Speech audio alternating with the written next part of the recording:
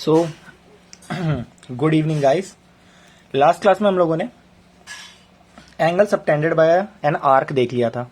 ठीक है, क्या देखा था हमने कि अगर एंगल सेम आर्क पे सबटेंड हो रहा हो, मान लेते ए बी एक आर्क है, तो किसी भी पॉइंट पे ये जो भी एंगल सबटेंड कर रही होगी वो सारे के सारे क्या होंगे, सेम। ठीक है, A B C D E, यानी कि angle A C B equals to angle A D B equals to angle A E B. ये चीज़ हमने लास्ट क्लास तक डिस्कस कर ली थी। ठीक है, और क्या डिस्कस किया था हमने कि अगर एक सर्कल है तो angle subtended bye it at the centre will be double of angle subtended bye it at any other point. ठीक है, इसका बेसिक सा एक क्वेश्चन कर लेते हैं। मान लो मुझे एक सर्कल में ये एक एंगल दिया हुआ है 60 डिग्री और मुझसे पूछ रहा है कि एंगल ए ओ बी कितना होगा। तो एंगल ए ओ बी होगा twice of 60 which is 120 degree. ठीक है, तो आई होप यहां तक तो बेसिक्स क्लियर है। अब इसके आगे एक थ्योरम है जिसका प्रूफ हमारे सिलेबस में से हट चुका है। वो थ्योरम ये है कि अगर एक लाइन सेगमेंट में कोई भी दो पॉइंट इक्वल एंगल सबटेंड कर रहे हैं किसी अलग दो पॉइंट्स पे, तो वो चारों के चारों पॉइंट्स एक सर्कल पे लाई करेंगे। ठीक है, इसका मतलब है ये एक, मान लो मैंने एक लाइन सेगमेंट ड्रॉ कर लिया, इसका नाम रखा मैंने ए बी। यहां पर एक पॉइंट लिया सी और यहां पर एक पॉइंट लिया मैंने डी। अब ये लाइन सेगमेंट एक एंगल सबटेंड किया इसने, एंगल ए सी बी, और एक और इसने एंगल सबटेंड किया, एंगल ए डी बी। तो ये थ्योरम बोलता है कि अगर एंगल ए सी बी और ए डी बी इक्वल है ना, तो ए बी सी और डी चारों के चारों पॉइंट्स एक सर्कल से पास करेंगे। ठीक है, सो ये थ्योरम बस हम नोट कर लेते हैं, इसका प्रूफ हट चुका है। If a line segment joining two points subtends equal angles at the other two points lying on the same side of the line containing the line segment. The 4 points lie on a circle.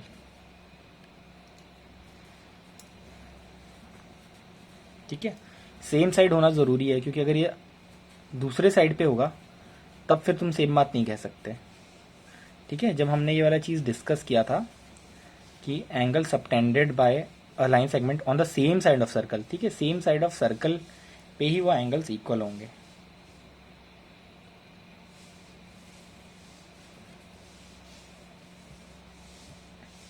So moving on to next topic. अच्छा, इसका proof वैसे है तो नहीं, but फिर भी मैं बता देता हूं तुम्हें। ठीक है, स्टार करके, नॉट इन सिलेबस, बट फिर भी मान लेते हैं कि इसको एजम्पशन वाले मेथड से करते हैं कि हमें ऐसे बोल दिया उसने कि एक लाइन सेगमेंट है, इसने इक्वल एंगल सबटेंड किए हैं। ठीक है, ए बी सी डी, मान लेते हैं कि ये सर्कल पे लाई नहीं कर रहे हैं, बट ए बी और सी से तो तुम एक सर्कल बना सकते हो ना, 3 पॉइंट से एक यूनिक सर्कल बनता है, मैंने बताया था।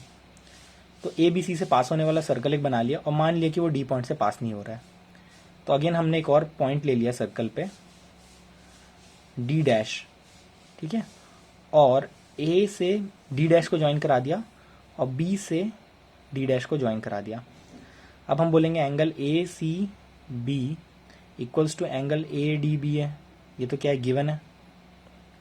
और angle A C B equals to angle A into D dash into B, ये कैसे होगा? Angles in same segment, same segment के एंगल्स हैं। तो यहां से पता चल रहा है कि angle A D B must be equal to angle A into D dash into B. अब क्योंकि इनका बेस सेम है, since base is same therefore D and D dash must coincide, hence D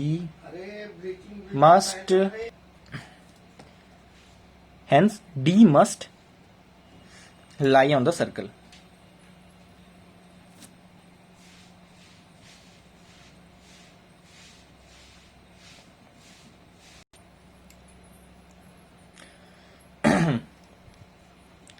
ठीक है, तो ये तो था प्रूफ। अगर उतना अच्छे से क्लियर नहीं हुआ तो भी डोंट वरी, ये सिलेबस में नहीं है, ठीक है, बट आई थिंक ज़्यादा प्रॉब्लम आई नहीं होगी। It's pretty clear actually. So now will move on to the final topic of our chapter which is the cyclic quadrilaterals. ठीक है, तो साइक्लिक क्वाड्रिलेटरल बेसिकली एक ऐसा क्वाड्रिलेटरल है जिसके चारों के चारों वर्टिसेस एक सर्कल पे लाई कर रहे हैं। अगर मैंने एक सर्कल बना लिया, ठीक है, और मैंने इसके अंदर कोई भी एक क्वाड्रिलेटरल बना दिया, ठीक है, सच दैट इसके वर्टिसेस सर्कल पे हैं, तो ए बी सी डी, तुम बोल सकते हो कि A B C D is a cyclic quadrilateral.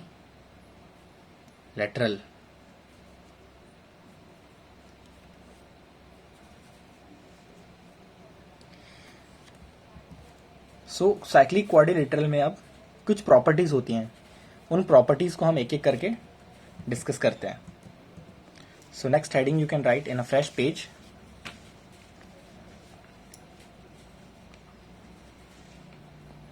Properties of a cyclic quadrilateral.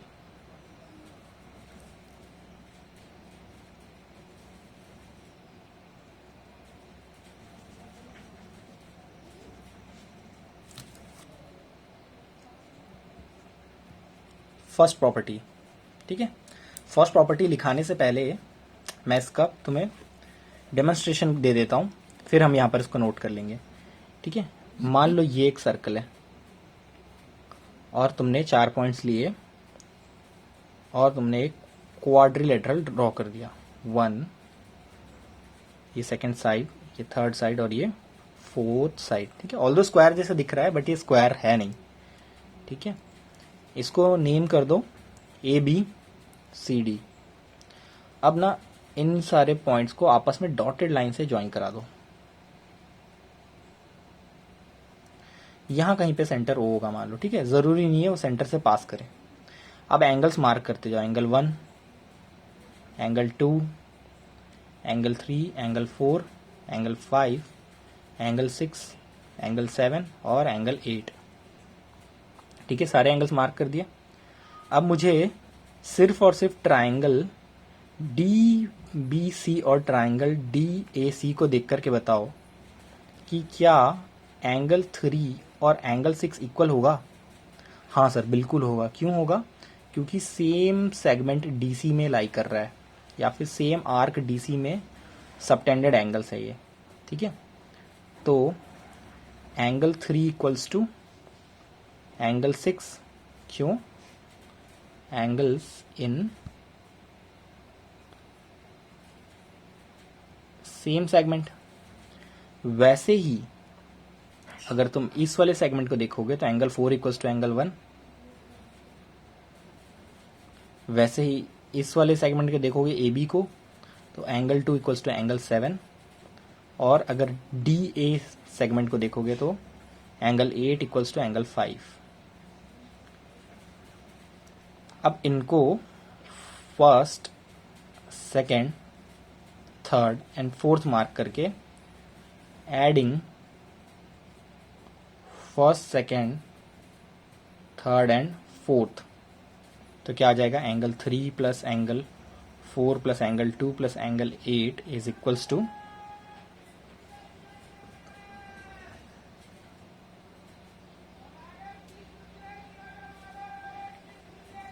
Angle 6 plus angle 1 plus angle 7 plus angle 5।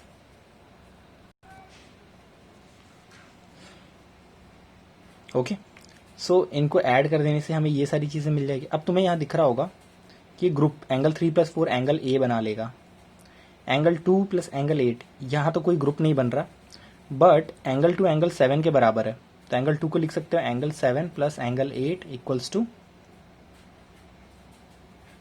Same यहाँ पे एंगल 6 और एंगल 1, एंगल 6 और एंगल 1 तो कोई ग्रुप नहीं बना रहा, बट एंगल 6 और एंगल 5 बना रहा है, और एंगल 5 किसके बराबर है, एंगल 8 के, तो angle 6 plus angle 5 plus angle 1 plus angle 7 कर लो, और एंगल 6 प्लस एंगल 5 अब मिलकर के क्या बन जाएगा, angle B, angle A plus angle 7 plus angle 8 कितना हो जाएगा, angle C equals to angle 6 plus angle 5 कितना हो जाएगा, एंगल बी, और एंगल 1 प्लस 7, अगेन ये कोई पेयर नहीं बना रहा, लेकिन 1 किसके बराबर है, 4 के बराबर है, और 7 किसके बराबर है, 2 के, तो 7 को 2 लिख देते हैं, angle 1 plus angle 2, angle 1 plus angle 2 क्या बन गया, एंगल डी, तो यहाँ से angle A plus angle C equals to angle B plus angle D तुम्हें मिल चुका है। ठीक है, अब इस पूरे क्वाड्रिलेटरल में हमें पता है angle 1 plus angle 2 plus angle 3 plus angle 4 plus angle 5 plus angle 6 plus angle 7 plus angle 8, ये टोटल कितना होगा, 360 डिग्री, क्योंकि सारे एंगल्स का सम क्वाड्रिलेटरल का क्या होता है, 360 डिग्रीज होता है। तो यहाँ से 1 प्लस 2 तो मिलके एंगल ए बन गया, 3 प्लस 4 मिलके एंगल 1 प्लस 2 मिलके एंगल डी बन गया, 3 प्लस 4 मिलकर के एंगल ए बन गया, 5 प्लस 6 मिलकर के एंगल बी बन गया, 7 प्लस 8 मिलकर के एंगल सी बन गया, ये हो गया 360 डिग्री। अब angle A plus angle C plus angle B plus angle D को अगेन रीग्रुप कर दो, angle A plus angle C plus angle B plus angle D equals to 360 degree.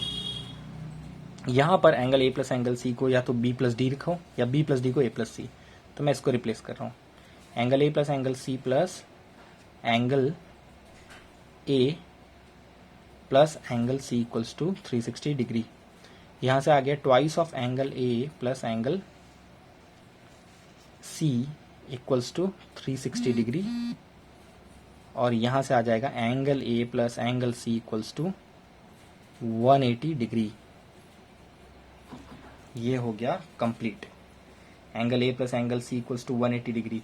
यहाँ से हमें क्या पता चल जाता है कि किसी भी एक साइक्लिक क्वाड्रिलेटरल में दो अपोजिट वर्टिसेस, ठीक है, या फिर दो अपोजिट कॉर्नर्स के एंगल्स का सम हमेशा 180 डिग्री रहेगा, और यही चीज़ हम अपने थ्योरम में भी अब लिख लेंगे। इसे क्या लिखेंगे, the sum of either pair of opposite angles of a cyclic quadrilateral is 180 degree. Sum of either pair of opposite angles of a cyclic quadrilateral is 180 degree. ठीक है, और इसे हमें भी प्रूफ भी कर लिया है। सो टेक योर टाइम, एक बार फिर से देखो इस प्रूफ को, और बिना देखे अपनी कॉपी में नोट करोगे। ठीक है, पॉज करके वीडियो को, उसके बाद वापस से वीडियो को प्ले करोगे और आगे की चीज़ देखेंगे। ठीक है, इसका कन्वर्स थ्योरम क्या होगा, इसका जस्ट कन्वर्स क्या हो जाएगा, अगर sum of opposite pairs of quadrilateral 180 degree है तो क्वाड्रिलेटरल साइक्लिक है। If the sum of pair of opposite angles of a quadrilateral is 180 degree, then quadrilateral is cyclic.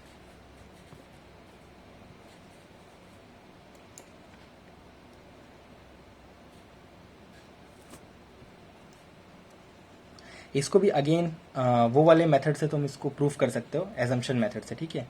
मान लो कि क्वाड्रिलेटरल साइक्लिक नहीं है, ठीक है, तो कोई एक और एंगल होगा जिसके लिए वो साइक्लिक बन रहा होगा, फिर उसके लिए तो ये फर्स्ट वाला थ्योरम वैलिड होगा, this plus this angle 180 degree. फिर तुम बोलोगे कि नहीं but this plus this angle is 180 degree, ठीक है। इन शॉर्ट मैं बता दे रहा हूँ कैसे होगा। सम ऑफ पेयर ऑफ, ये मान लो एक क्वाड्रिलेटरल है, ये अपोजिट एंगल्स का सम इसका 180 डिग्री है, ठीक है। तो ये बोल रहा है then prove that quadrilateral is cyclic. तो मान लो कि क्वाड्रिलेटरल साइक्लिक नहीं है, बट 3 पॉइंट से तो सर्कल पास होगा, तो तुमने ऐसे एक सर्कल पास करा दिया, इसको ए बी सी ले लिया, ठीक है। अब मान लो कि कोई एक पॉइंट है डी, बी ए को डी से ज्वाइन करा देना, सी को भी डी से ज्वाइन करा देना। अब फिर तुम बोलना कि B angle plus D angle, ठीक है, डी डैश ले लेना इसको, डी एंगल ओरिजिनल वाला, angle B plus angle D कितना होगा 180 डिग्री। फिर लिखना angle B plus angle D dash also 180 degree होगा। This is only possible when angle D equals to angle D dash, और ये कब पॉसिबल होगा जब D and D dash coincide करेंगे तो, ठीक है। हैंस द क्वाड्रिलेटरल साइक्लिक, ठीक है। तो ये तुम्हारा होमवर्क है, ये करके दिखाओगे मुझे। अब हम कुछ एग्जांपल्स करते हैं।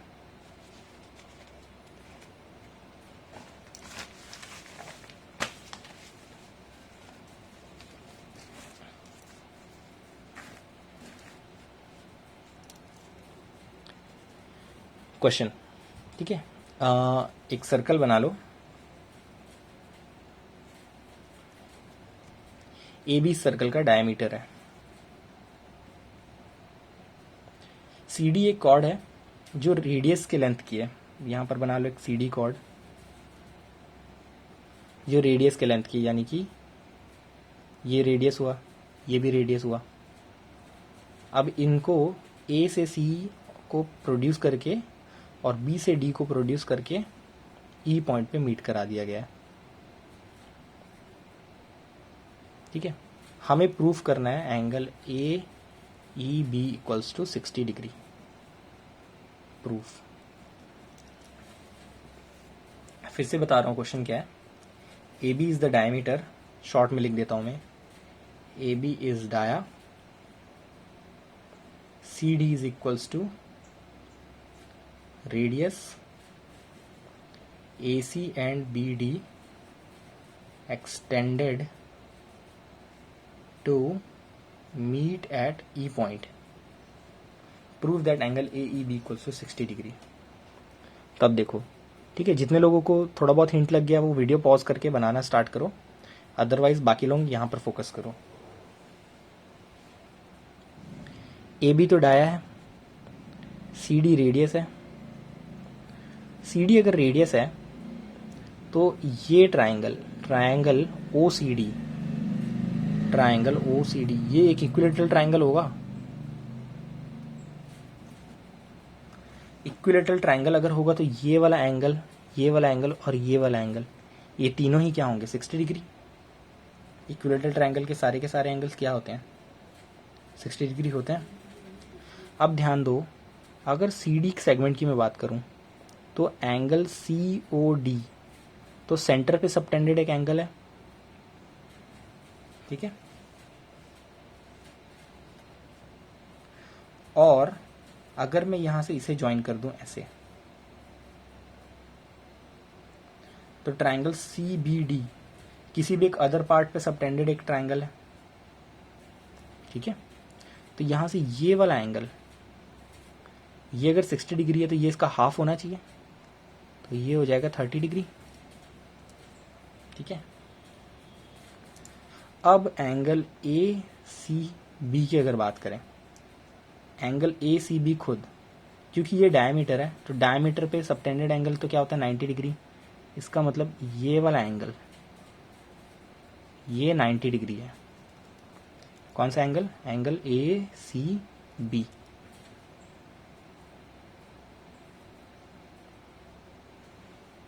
ठीक है, हम लोगों को निकालना है ए ई बी।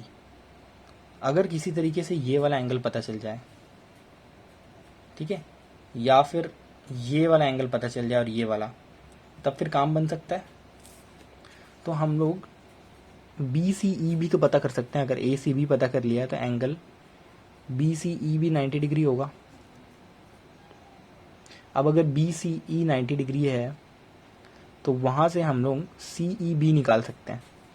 कैसे? In triangle B C E में angle B plus angle C plus angle E equals to 180 degree. Angle B अभी अभी हमने निकाल लिया 30 डिग्री होगा। ठीक है, ये एंगल बी का मतलब ना, अब ये ट्राइंगल बी सी ई का एंगल बी की बात कर रहे हैं हम, 30 डिग्री होगा। सी एंगल खुद कितना होगा 90 degree plus angle E equals to 180 degree. Angle E आ जाएगा 180 डिग्री माइनस 90 माइनस 30, ये अल्टीमेटली तुम्हें मिल जाएगा 60 डिग्री। ठीक है, hence angle A E B is equals to 60 degree. ठीक है, फिर से एक्सप्लेन कर देता हूं। गिवन क्या था क्वेश्चन में? ए बी डायमीटर है, सी डी रेडियस के बराबर है, ए सी और बी डी को एक्सटेंड करके ई पे मीट कराया गया। ठीक है, तो ए सी जो है, A C B subtended angle है सेमी सर्कल में। डायमीटर पे सबटेंडेड एंगल हमेशा 90 डिग्री होता है, तो यहाँ से A C B equals to 90 degree मिल गया। अगर ए सी बी 90 डिग्री है तो बी सी ई भी 90 डिग्री होगा, तो बी सी ई 90 डिग्री मिल गया। अब सी डी सेगमेंट में देखो, सी डी सेगमेंट में सी ओ डी सेंटर पे सबटेंडेड एक एंगल है और सी बी डी एक ऐसा एंगल है जो किसी भी अदर पॉइंट पे सबटेंडेड है। तो हमने थ्योरम पढ़ी थी कि the angle subtended at the centre is double the angle subtended by the same segment at any other point on the same side of the circle. तो सेम साइड पे ही है ये और एनी अदर पॉइंट भी है, तो ये वाला एंगल इसका आधा हो जाएगा। तो ये तो था 60 डिग्री क्योंकि इक्विलेटरल ट्रायंगल बन रहा था, तो ये 30 हो गया। अब अगर ये 30 हो गया तो ट्रायंगल बी सी ई में सी मिल चुका है, बी मिल चुका है, ई निकल जाएगा।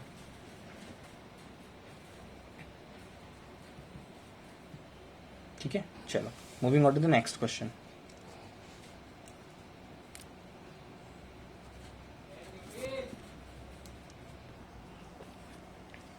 Okay, moving on to the next question. Again एक सर्कल है और A B C and D, A B C and D एक साइक्लिक क्वाड्रिलेटरल है। ठीक है, सबसे पहले मैं क्वेश्चन लिख देता हूं। A B C D is a cyclic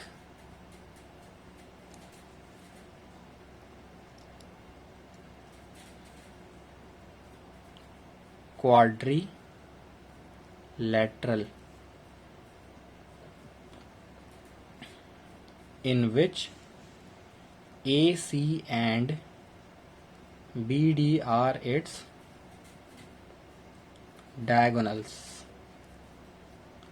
If angle DBC equals to 55 degree, angle BAC equals to 45 degree, find angle BCD। हमें BCD एंगल फाइंड करना है। ठीक है, DBC एंगल यानी कि कौन सा एंगल दे दिया इसने? ये वाला एंगल दे दिया 55 डिग्री। BAC यानी कि कौन सा एंगल है? ये वाला एंगल है 45 डिग्री। हमें BCD निकालना है। ठीक है, अब तुम्हें ये समझ में आ जाना चाहिए, बहुत आसान क्वेश्चन है वैसे ये। चलो, जितने लोगों को बन रहा है वो वीडियो पॉज करके सॉल्व कर सकते हो।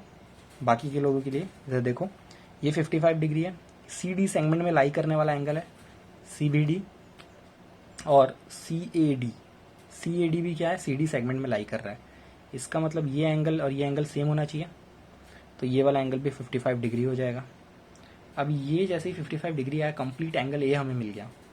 एंगल ए कितना मिल गया हमें, 55 डिग्री प्लस 45 डिग्री यानी कि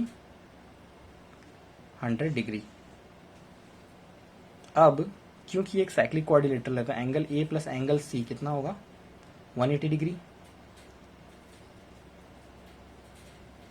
तो यहां से एंगल सी मिल जाएगा हमें 180 degree minus 100 degree which is 80 degree.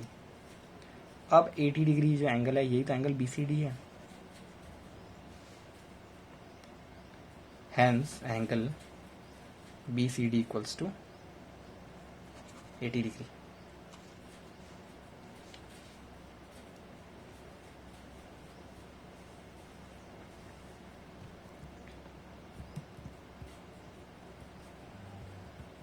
ठीक है, next question.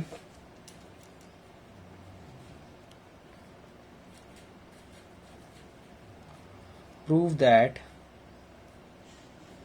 quadrilateral formed if possible by internal angle bisectors of any quadrilateral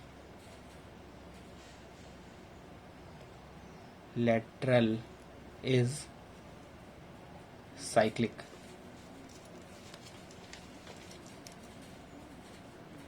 ठीक है, quadrilateral formed by internal angle bisector of any quadrilateral is cyclic. तो बना लेते हैं quadrilateral.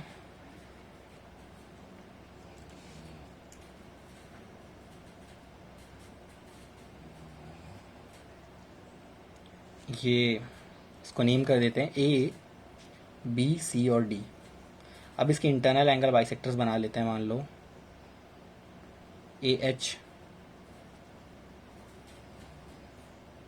BF,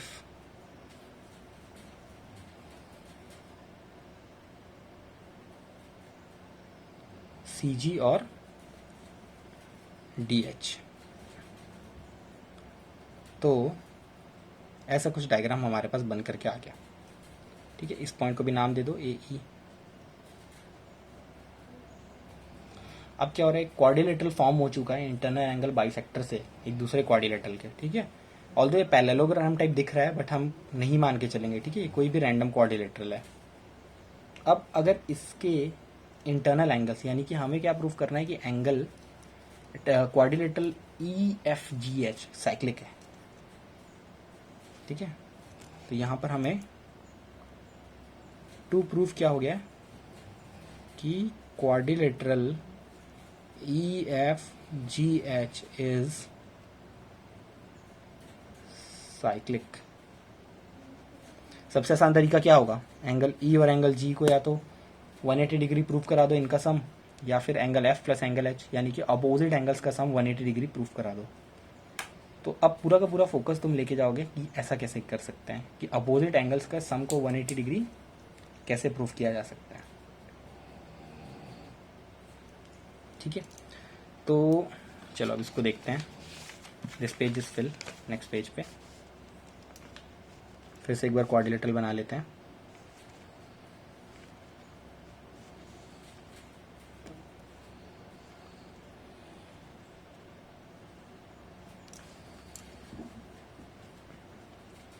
A, B, C and D,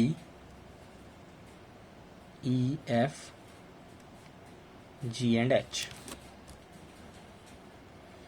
अब ये वाला angle plus ये वाला एंगल प्लस ये वाला एंगल मिलाकर के 180 डिग्री बनेगा। ठीक है, तो angle ABF plus angle BFA plus angle FAB equals to 180 degree. तो यहाँ से B F A angle B F A ये कितना हो जाएगा 180 degree minus of A B F.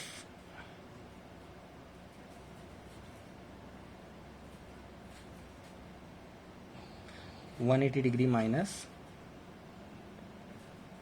Angle A B F plus angle B A F. इसको मान लो हमने फर्स्ट ले लिया। वैसे ही अब angle B F A equals to angle E F G होगा, ठीक है। तो एंगल ई एफ जी भी कितना हो गया 180 degree minus angle A B F plus B A F. चाहो तो उसको सेकंड मार्क कर लो। सिमिलरली अब ये वाला एंगल निकाल के देखते हैं। उसके लिए ये वाला एंगल निकालना होगा, तो D H C, angle D H C equals to 180 degree minus angle H C D plus angle H D C, ठीक है। दिस वाला angle is equals to 180 minus ये वाला एंगल प्लस ये वाला एंगल।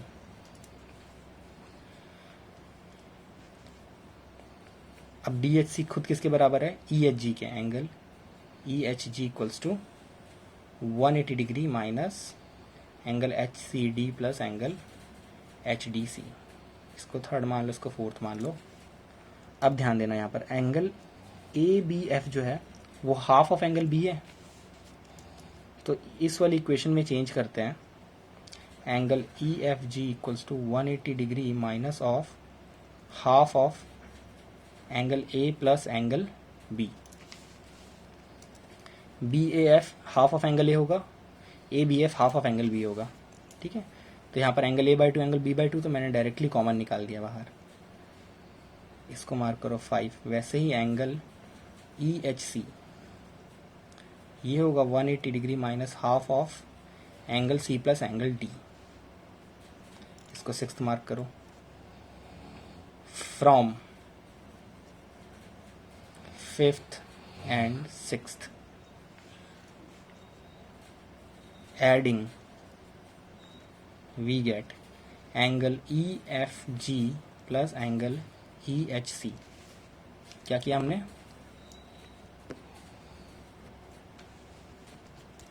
EFG ये वाला एंगल और EHG ये वाला एंगल, ये दोनों ऑपोजिट एंगल्स को ऐड कराया है, ठीक है, 5th और 6th में से। तो ये आ जाएगा 180 degree minus half of angle A plus angle B plus 180 degree minus half of angle C plus angle D. तो ये आ जाएगा 360 degree minus of half of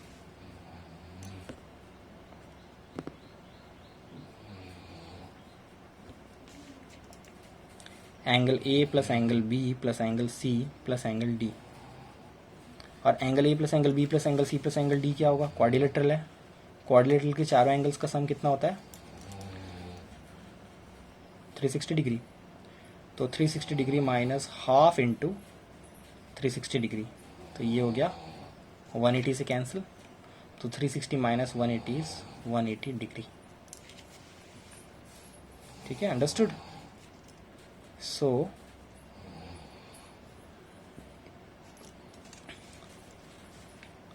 since opposite sides of quadrilateral, कौन सा quadrilateral, EFGH,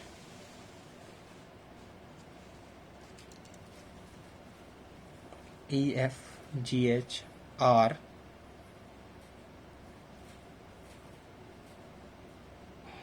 since sum of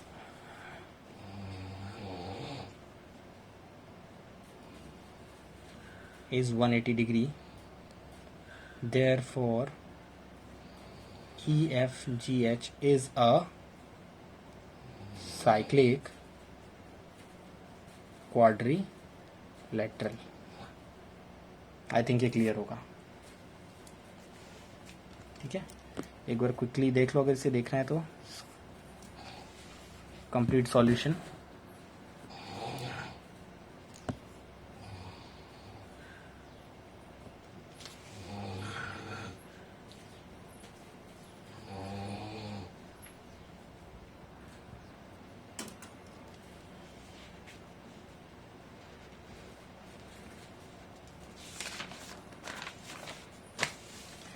With this, now you can solve the entire exercise 10.5. This is your homework. ठीक है, ये session तुम लोगों ने 7 से 7:30 पे देखा है.